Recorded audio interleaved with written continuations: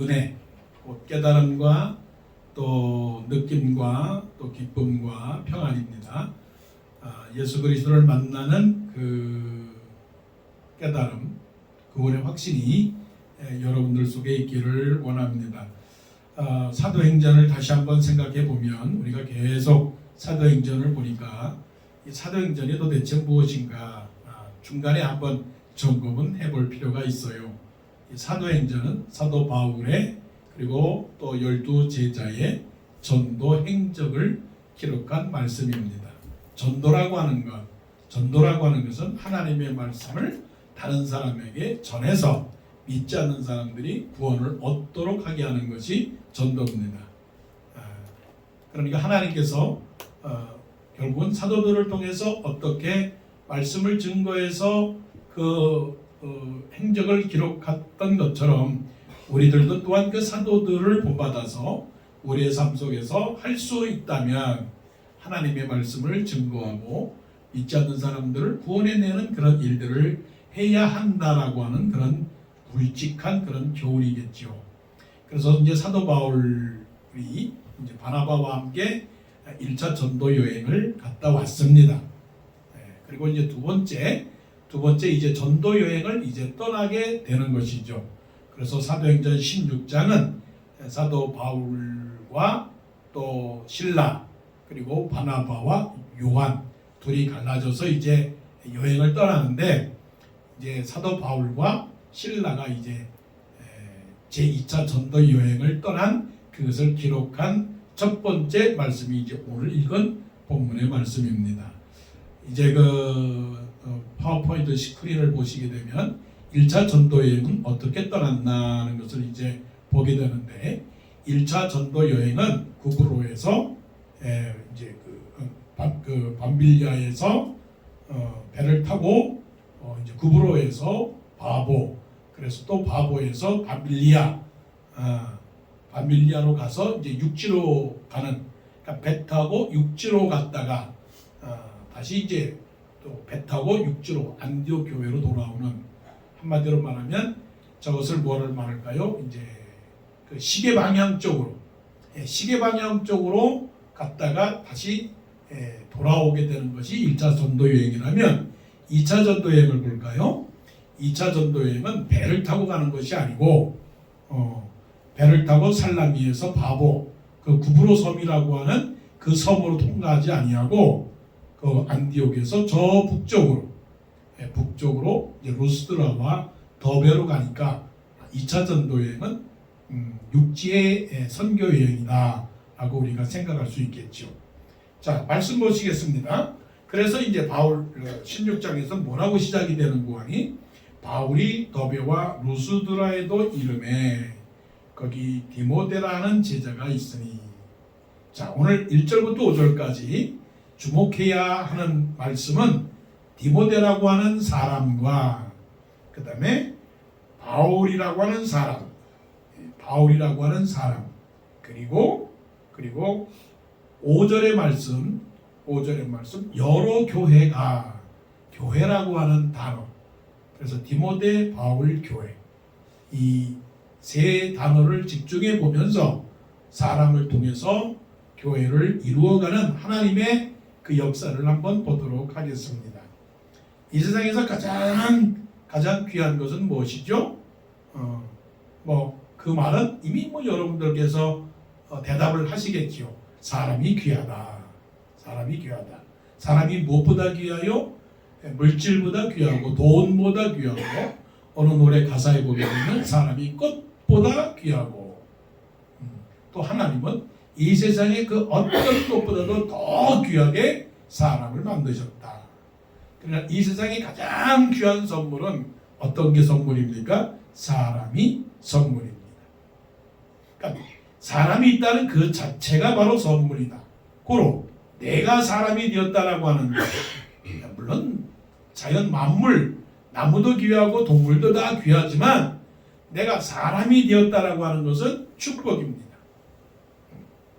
그리고 내가 내 존재를 알고 이 땅에 살아간다라고 하는 그 자체가 축복입니다. 내가 귀하면 누가 귀합니까? 옆에 있는 사람이 귀한 거죠. 왜 사람이 귀하냐 하는 것은 하나님께서 아담과 하와를 창조하시고 나서 그 창조의 목적이 뭐냐면 내가 창조한 이 모든 세상을 누구에게 주었느냐면 사람 아담과 하와에게 주셨거든요. 그러면 왜 내가 축복이냐, 왜 내가 사람이 된 것이 축복이냐 하는 것은 하나님께서 나를 사람으로 만드셔서 하나님의 일을 할 수 있도록 그렇게 허락하셨다라고 하는 것이 축복이죠. 그래서 여러분 날마다 생각하기를 나는 축복이다. 아브라함에게도 말씀하셨잖아요. 너는 축복의 근원이다. 너는 축복의 근원이다. 그럼 고로 내가 나를 생각할 때 나는 축복의 근원이다. 나는 축복의 사람이다. 내가 축복을 받고 또한 다른 사람에게도 축복을 주겠구나. 그러니 이게 얼마나 즐겁고 아주 유쾌한 일입니까? 내가 복을 받았다는 것에 감격하고 또 다른 사람에게 또한 복을 증거한다라고 하는 그 자체도 참 복된 일이고, 물론 뭐 하루 종일 일하면서 일하는 것에 대한 지친 마음 때문에 그런 것을 생각하지 못하겠지만 하나님께서 나를 이렇게 살게 하신 것은 바로 나를 축복의 사람이요 축복의 근원으로 만들고자 하는 그 뜻이라는 거죠. 그러니까 항상 하루하루가 힘찬 하루가 되어야 되는 거죠. 자, 루스드라에 어떤 사람이 있었느냐 하는 거, 어떤 사람이 있었느냐 하는 거, 디모데, 한국말로 디모데, 영어로 말하면 티모티, 티모티가 있었어요. 유명한 사람이잖아요. 디모데라고 하는 이름이 얼마나 많아요. 아마 10명 중에 아마 2사람 정도는 티모티예요. 티모티. 그럼 티모티가 어떤 사람이냐? 우리와 같이 이민 가정의 자녀였다라고 하는 거예요. 어머니가 누구냐? 아니 할머니부터 보면 할머니는 로이스, 어머니는 유니게. 이 사람들이 디모데의 어머니 유니게와 할머니 로이스가 어떤 사람이냐면 유대 사람이에요. 이스라엘 사람이에요. 그런데 전쟁과 여러 가지 환경으로 인해서 다 흩어져서 어디로 갔느냐? 이 루스드라로 북쪽으로 해가지고서는 루스드라 지방으로 어머니하고 할머니가, 물론 친척들이 다 갔겠지만 성경에 나오는 인물은 로이스와 유니게가 있거든요. 거기서 살게 되었단 말입니다. 자, 이스라엘 사람들은 무슨 말을 씁니까? 이스라엘 말을 써요. 히브리 언어를 써요. 그러면 이 루스드라에는 어디입니까? 루스드라에는 지금의 터키거든요. 터키는 어떤 말을 씁니까? 또 아람어를 쓰니까 말이 다른 그런, 물론 비슷비슷하겠죠. 비슷하겠지만 그러나 말이 다르다. 여러분 아시잖아요. 그래서 이분들은 이민을 갔습니다. 고향을 떠나서 이민을 갔단 말이에요. 삶이 쉬웠겠습니까? 어려웠겠습니까? 여러분들이 피부적으로 다가왔죠. 고향을 떠나서 다른 곳으로 이사를 갔구나. 그런 삶이 어떤 삶인지는 여러분들은 말을 안 해도 공책을 주면은 공책 한 권으로 다 쓸 수 있을 것 같아요. 그렇죠? 이해할 것 같단 말이에요. 어머니 유니게와 그 외할머니 로이스가 어떤 사람이었는가, 어떤 삶을 살았는가를 이해할 거라고요. 자, 그런데 이 어머니 유니스가 결혼을 해야 되는데 누구하고 결혼을 했겠어요? 그 터키에 있는 그 터키 사람하고 결혼했어요. 그래서 그 사람을 가리켜서 헬라 사람이다. 그러니까 이스라엘 사람하고 누구하고 지금 결혼한 겁니까? 그리스 사람하고 결혼을 한 거예요. 유대인의 전통에 의한다면 이거는 합당하지 않은 거라고요. 합당하지 않은데 어떻게 해요? 이스라엘 여자 유니스와 그리스 사람 또 터키 사람 그 사람하고 결혼을 했으니 이게 쉬웠겠습니까? 안 쉬웠겠습니까? 쉽지가 않았죠.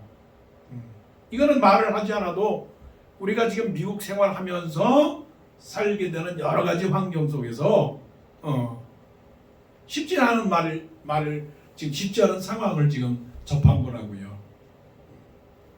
그래서 아들을 낳았는데 그 아들이 누굽니까? 디모데입니다. 디모데. 이스라엘 땅에서 태어났나요? 아니요. 이방 땅에서. 터키라고 하는 그 지금의 터키에서 태어난 것이고 거기서 자랐으면 자 어떻게 자랐겠습니까? 신앙적으로 자랄까요? 아니면 비신앙적으로 자랄까요? 문화에 갭이 있는 거죠. 신앙적인 갭도 있고 차이도 있고 문화의 차이도 있고 언어의 차이도 있고 자 그런데 놀라운 사실입니다. 말씀에 뭐라고 기록이 되었느냐? 바울이 더베와 루스드라에도 이름에 거기 디모데라 하고 디모데라 하는 누구요? 제자. 제자가 어떤 사람입니까? 디모데라고 하는 예수 잘 믿는 사람. 하나님만을 믿는 유대인이 아니고 이 제자라고 하는 말은 하나님만 구약만 따르는 유대인을 말하는 게 아니고 예수 그리스도를 따르고 예수 그리스도를 믿는 제자가 되었다라고 그렇게 말씀을 하는 거예요. 이거는 놀라운 일이에요. 한국에서 태어났는데 미국으로 왔는데 미국에서 아이를 낳았는데 아들 딸을 낳았는데 또 미국에서 살고 있는 자녀들이 어떤 자녀들이에요? 하나님을 믿을 뿐만 아니라 예수 그리스도를 믿는 자녀, 교회를 다니는 정도가 아니고 교회는 누구나 다닐 수 있다고요. 그런데 예수 그리스도의 말씀과 예수 그리스도의 십자가와 예수 그리스도의 부활을 확실하게 믿는 누구요? disciple. 예수님의 제자가 되었다라고 하는 거예요. 이거 놀라운 일입니까? 아닙니까? 이거는 유니게의 가정으로 본다면 이거는 놀라운 성공스러운 한 모델이에요. 이게 바로 하나님께서 원하신 거예요. 하나님께서 예루살렘에 핍박이 났을 때에 모든 사람들이 다 흩어져서 살게 하셨는데 흩어져서 살게 한 이유가 뭐냐? 그 땅에서 예수 잘 믿고 그 땅에서 복음을 전하라고 하는 그 뜻을 갖고 있었는데 그 뜻을 유니게가 바로 이루었다라고 하는 사실이에요. 여러분 미국에 살고 있죠? 이민 와서 살고 있죠?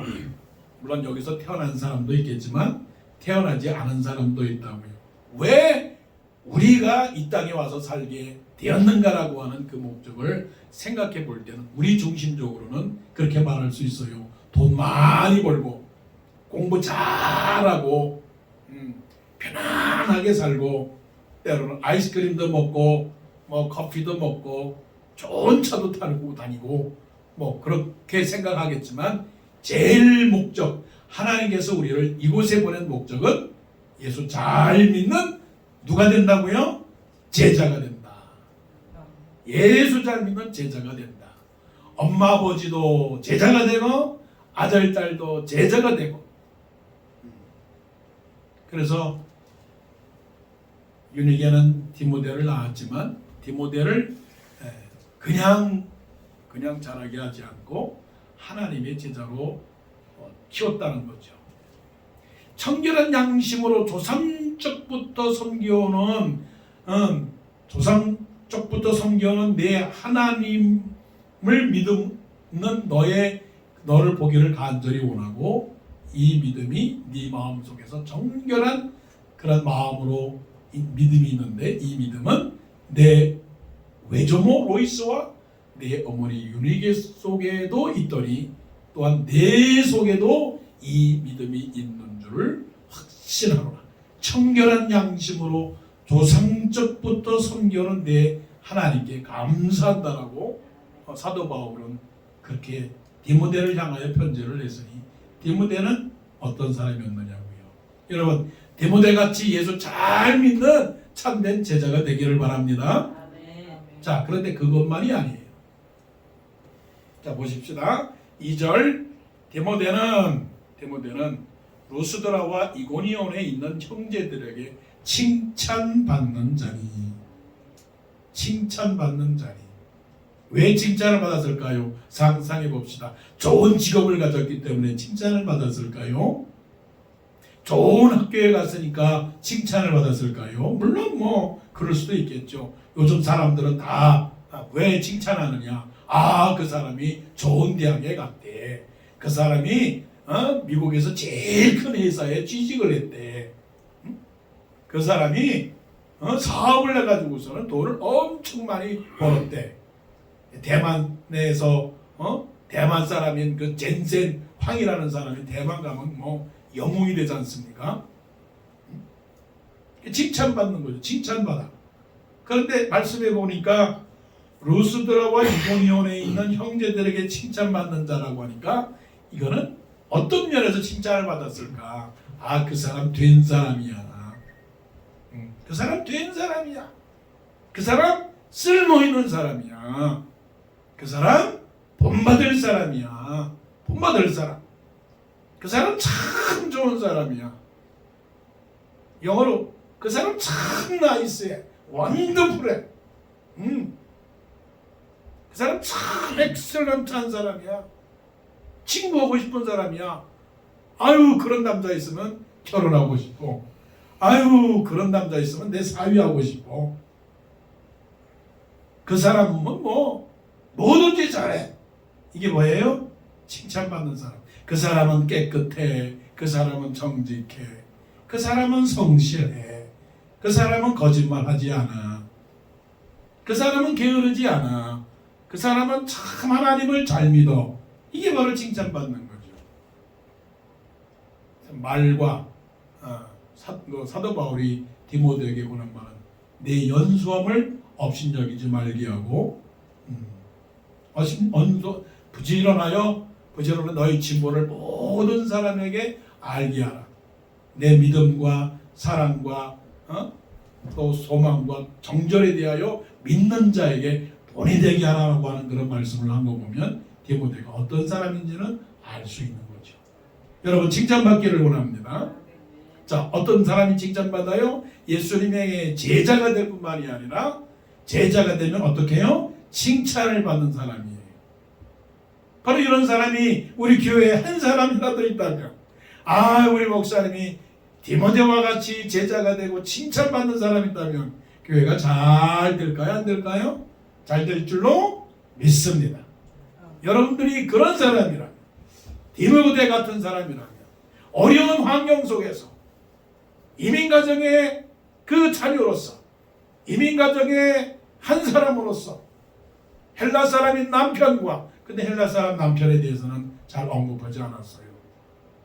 잘 믿었는지 안 믿었는지 이 헬라 사람이 잘 믿었는지 안 믿었는지는 잘 모르겠어요.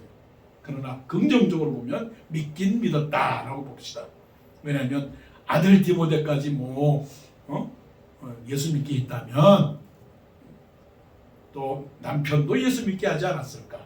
긍정적으로 기록은 되지 않았지만 이런 과정 속에서도 훌륭하게 자랐던 디모데처럼 그런 훌륭한 믿음의 사람이 되기를 원해요. 이런 사람이 여러분이 그런 사람이라면 충분히 하나님의 교회를 세워나갈 수 있는 그런 사람인 줄로 믿습니다. 자, 바울을 봅시다. 1절과 2절은 바울의 뭐예요? 프로파일. 이력서를 본 거예요. 이력서. 요즘 말로 말하면 이력서, 레주메를 본 거예요. 레주메를 보니까 어때요? 좋은 대학도 나오고 실력도 있고 뭐 커리어도 있고 뭐 프로페셔널하고 그런 사람입니다. 그런데 사도 바울이 딱 봤습니다. 레주메를 쫙 봤습니다. 오늘날로 말하면 3절 바울이 그를 데리고 떠나고자 할세. 이게 뭡니까? 이게 뭡니까? 하이어 했다는 하이어. 인터뷰를 해서 인터뷰를 했는데 디모데가 이거 괜찮은 사람이에요. 자, 사도 바울의 입장에서 볼 때는 항상 사람에 대한 애착이 있었던 사람이에요. 근본적으로 사람에 대한 애착이 있었던 사람이에요. 예수 믿기 전까지는 사람이 싫었어요. 나하고 다르게 말하고 내 생각과 다르게 살아가는 사람들을 미워하고 그랬어요. 그런데 예수 믿은 다음부터는 사람을 사랑했어요. 사람을 좋아했어요.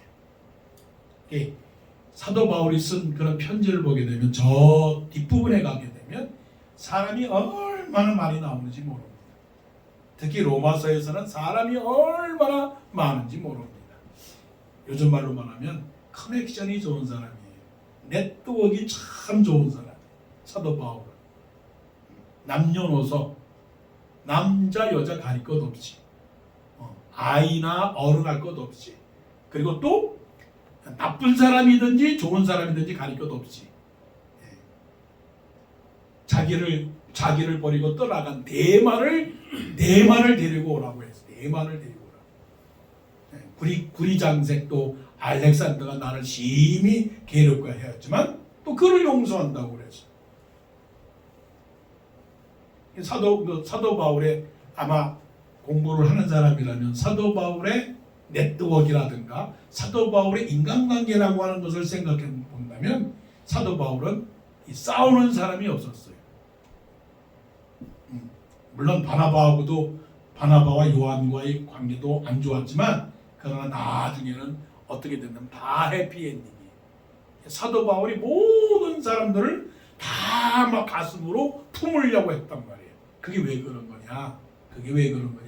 하나님의 목적을 위해서 이런 거예요. 하나님은 사람을 통해서 쓰신다. 자, 그래서 사도 바울은 디모데를 데리고 떠나고자 했어요. 1차 때에는 요한을 데리고 떠나가기로 했고 2차 때에는 디모데를 데리고 떠나가려고 그렇게 계획을 세웠단 말이에요. 그러니까 얼마나 사도 바울이 사람을 항상 하나님의 선교를 중심으로 그렇게 생각을 했는지 우리는 보게 되는 것이죠. 사도 바울은 디모데를 사랑하는데 얼마나 많이 사랑하는 사람인지 모릅니다. 나의 밤낮 간구하는데 너를 생각하여 너 보기를 심히 원하는 것은 내 마음속에 있는 눈물을 보고자 함이라고 그렇게 말씀을 했어요. 사도 바울이 사람을 생각하는 세 가지 그 삶의 태도가 있었어요. 그게 뭐냐면 그 사람을 위해서 기도해주고 또 그 사람을 생각을 해주고 또 그 사람 때문에 기뻐하는 거예요. 이런 사람이 있는데 뭐 사도 바울을 싫어할 사람이 없는 것이죠. 사도 바울이 디모데를 생각을 할 때에 디모데를 그냥 자기 중심적으로 생각을 해서 이용하려고 하는 것이 아니고 하나님께서 이 사람을 통해서 어떤 역사를 이루실 것인가를 생각을 하고 그렇게 고민했다는 것이죠. 이런 마음이 있어야 되겠습니다. 이런 마음. 우리 마음에도 어떤 마음? 사도 바울과 같은 마음이 있어야 되는 거예요. 그 사도 바울이 디모데를 어떤 마음으로 생각을 했느냐면 사랑하는 아들, 내 아들. 그러니까 우리는 어떤 사람이 되야 됩니까? 영적인 아버지, 영적인 어머니. 성경에는 뭐 영적 어머니라고 하는 단어가 나오지 않죠. 또 사도 바울이 디모데를 사랑했으니까 항상 우리는 어떤 단어를 씁니까? 영적인 아버지. 영적인 아버지라고 하는 말을 쓰지만 또 여자분들이 듣기에는 아니 그럼 뭐 아버지만 있습니까? 어머니는 있지 않습니까? 우리 교회적으로 보게 되면 영적인 아버지는 장로님들이 되시는 거고 영적인 어머니들은 권사님들이 되시는 거예요. 그러니까 영적인 아버지, 영적인 어머니가 된다라고 하는 건 뭐냐면 마음속에 사람에 대한 애정과 사람에 대한 그리움이 가득 차 있을 때 그런 거예요. 그래서 바울은 디모데를 뭐라고 불렀느냐?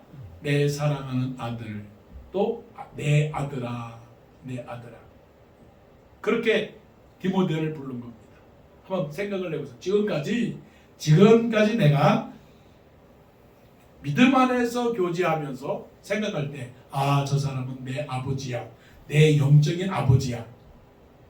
아, 저분은 내 영적인 아들이야. 내 영적인 딸이야. 아, 저분은 내 영적인 어머니야. 아, 저분은 내 영적인 딸이야. 라고 그런 관계를 가졌느냐고요. 뭐, 구태여 뭐 교회 안에서 뭐 그렇게 아버지 딸 뭐 그런 관계를 가질 필요가 있습니까? 하지만 그것이 얼마나 중요한지 몰라요. 그것이 무엇이 중요한 거냐면 결국은 그것이 그리스도의 제자가 되고 그리스도의 성도가 되어서 관계가 어떻게 되는 거예요? 오래 가는 거예요. 지속적 관계가 되는 거예요. 고난과 위기 속에서도 그 관계가 되면은 떨어지지 않는다는 거예요. 사도 바울이 로마 감옥에 있어서 편지를 씁니다. 뭐라고 편지를 씁니까? 디모데야, 디모데야, 내가 너를 보고 싶구나. 어서 빨리 와서 나를 좀 봤으면 좋겠다. 네가 올 때에 그냥 오지 말고 내가 늘 즐겨 입었던 겉옷도 가지고 오고 성경책도 가지고 왔으면 좋겠다. 이게 보통 관계입니까? 이런 관계가? 이런 관계가 가족에서 아버지 아들의 그런 관계도 중요하지만 더 깊어간 관계로 보면 영적인 관계. 영적인 관계에 있어서 나의 영적인 아버지, 영적인 아들, 영적인 어머니, 영적인 딸들, 그런 관계로 만일에 지속이 된다면 우리의 관계가 어때요? 지금보다는 더욱더 뭔가 의미가 있는 또 깊이가 있는 그런 관계가 될 줄로 믿습니다. 이런 사도 바울의 마음, 그러니까 이런 사도 바울의 마음을 갖고서 사람들을 대할 때 어떤 마음이에요? 영적인 아들로 키워야 되겠다, 영적인 딸로 키워야 되겠다라고 하는 그런 마음을 갖게 되는 거죠. 자, 문제는 이제 거기 있는 게 아니에요. 자, 보십시다. 그를 데리고 떠나고자 할세라고 하는 마음으로 품었어요. 자, 이제 데리고 가면 되겠죠? 그런데 이게 쉽지가 않습니다. 자, 3절 다시 봅니다. 그 지역에 있는 유대인으로 말미암아 그를 데려다가 할례를 행하리. 여러분들은 어떻게 생각할지 모르지만 굉장히 비정상적인 사도 바울의 행동입니다. 이게 무슨 말씀이냐면 유대인 기독교인들이 이방인 가정에 이방인 자녀가 예수 믿는 사람이 되었는데 이방에 살다 보니까 디모데가 할례를 행하지 않았습니다. 예수를 믿었지만 할례를 그 당시까지 하지 않았습니다. 근데 사도 바울이 그 사람을 디모데를 데리고 전도 여행을 가려고 하니까 무슨 소리입니까? 사도 바울 선생님, 지금 당신이 하고 있는 일이 지금 이게 잘된 일입니까? 잘하고 있는 일입니까? 라고 반대를 한 거예요. 왜 반대를 하시죠? 디모데가 할례를 행하지 않았습니다. 지금 할례 얘기를 하니까 여러분들에게는 어떤지 모르겠지만 그 당시 유대인들의 기독교 사회에서 특히 유대인들에게 있어서는 할례는 굉장히 중요한 거예요. 할례를 행했다 안 했다가 아니라 그 자체가 결국은 이스라엘 백성의 증표인데, 이스라엘 백성이 된다라고 하는 것은 이 세계 민족 가운데서 자기들의 최고라고 하는 하나의 뭐라고 우월감이 있었던 거예요. 우월감. 그 우월감을 어떤 우월감 정도로 비교해야 되느냐면 좀 말하긴 그런데 내가 미국 사람이다. 내가 미국에서도 하버드를 나왔다. 이런 어떤 그런 우월의식이에요. 자, 다시 한번 본문으로 들어간다면 디모데가 예수를 믿는 사람이었는데 유대인으로서 할례를 행하지 않았는데 사도 바울이 그 사람을 선교여행, 꼭 기독교인으로서, 유대인 기독교인으로서 전도여행을 데리고 가자고 하니까 반대가 부딪힌 겁니다. 그러면 이제 여기서 사도 바울의 논리가 있어요. 사도 바울의 논리가 뭐냐면 이방인 중에서 예수 그리스도를 믿은 사람이라면 할례는 필요하지 않습니다. 예루살렘 총회에서 뭐라고 결정했느냐면 예루살렘 교회가 안디옥 교회가 할례 문제를 가지고 얘기하니까 총회에서 결정했잖아요. 할례를 행하십시오라고 말한 적 없어요. 할례는 말하지 않았어요. 뭐라고 결정을 내게 했느냐면 피를 먹지 마십시오. 목매어 죽인 것을 먹지 마십시오. 우상 숭배하지 마십시오. 예. 우상 숭배 그리고 음행을 하지 마십시오라고 네 가지 결론을 내렸어요. 그리고서 할례에 대해서는 언급을 하지 않았어요. 할례를 하시오라고 말하지 않았어요. 그 말씀은 뭐냐면 할례를 안 하고도 예수를 믿을 수 있다는 거예요.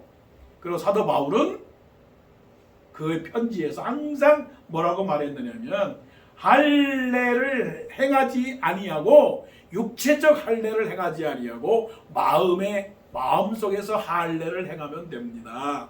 곧 마음속에서 예수님을 믿으면 되지 겉으로 육체의 할례를 행했다라고 해서 예수를 믿는 건 아닙니다라고 말했기 때문에 이 상황 속에서 사도 바울이 잘 보세요. 사도 바울이 그 루스드라에 있는 기독교인들이 디모데에게 할례를 행하십시오라고 말한다면 사도 바울은 뭐라고 말해야 되느냐면 무슨 소리입니까?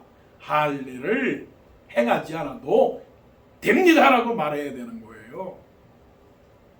조금 어려운 말씀이지만 그런데 3절에 보니까 그 지역에 있는 유대인으로 말미암아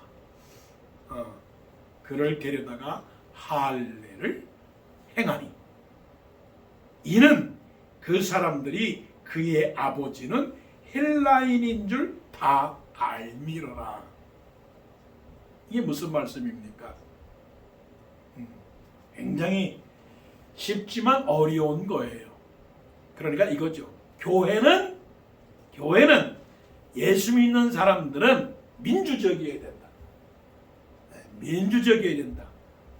그 민주적이라고 하는 말은 뭐냐면 정치적 민주주의가 아니라 다른 사람이 말하는 것을 들어야 된다.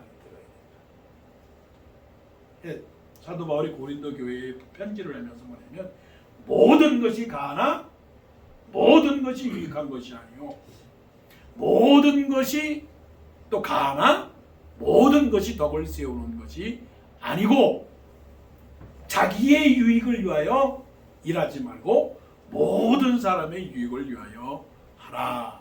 그러므로 먹든지 마시든지 무엇을 하든지 다 하나님의 영광을 위하여 하고 다른 사람에게 거치는 자가 되지 말라라고 말씀을 하는 거예요. 자, 내가 올바른 결정과 선택을 했습니다. 나는 바르게 행동을 하고 있고 바른 선택과 목표를 가지고 있단 말이에요. 그런데 목사님은 지금 그런 결정을 했는데 여기 앉아있는 모든 분들이 아닙니다. 그건 아닙니다 라고 했을 때 어떻게 결정을 해야 될까요? 제가 어떻게 해야 될까요? 여러분들의 말을 따라야 되는 거죠. 그게 민주적이라고 하는 거죠. 그게 바로 사도 바울의 태도라고 하는 거죠. 그래서 사도 바울이라고 하는 사람이 그게 바로 교회를 이끌어가는 지도자가 될 수 있었던 탁월한 이런 행동이었다라고 하는 거죠.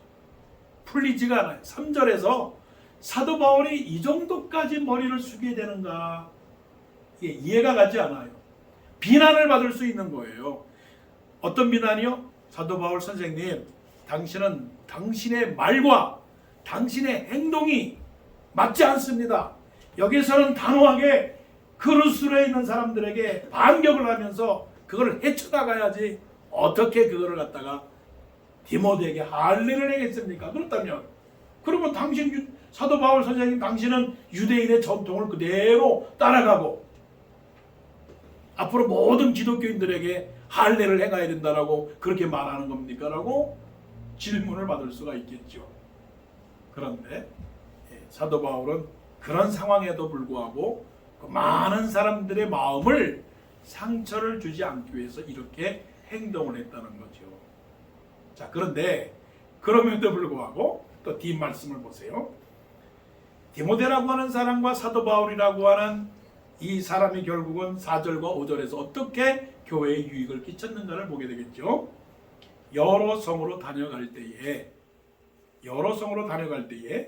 예루살렘에 있는 사도와 장로들이 작정한 규례를 그들에게 주어 지키게 하니, 그러니까 예루살렘 총회에서 결정한 그 사실에 대해서는 부인하지 않으면서도 또 각 지역에서 일어나는 일들에 대해서는 지혜롭게 대처하고, 그래서 5절 말씀에 보게 되면 이에 여러 교회가 믿음이 더 굳건하여지고 수가 날마다 늘어가리라. 결국은 디모데라고 하는 한 사람을 통해서, 그 사도 바울의 리더십을 통해서 그 지역의 2차 전도 여행에 그 방문했던 그런 교회들이 성장하고 또 수가 늘어나갔던 그런 역사들이 일어났다는 것이죠. 그러니까 우리 신앙인들의 이 관점에서 보게 되면 결국 시작은 어디서부터 시작을 하는 거예요? 나 한 사람으로부터 시작이 되는 거예요. 아주 중요한 말씀입니다. 나 한 사람. 다른 사람이 아니고 나 한 사람.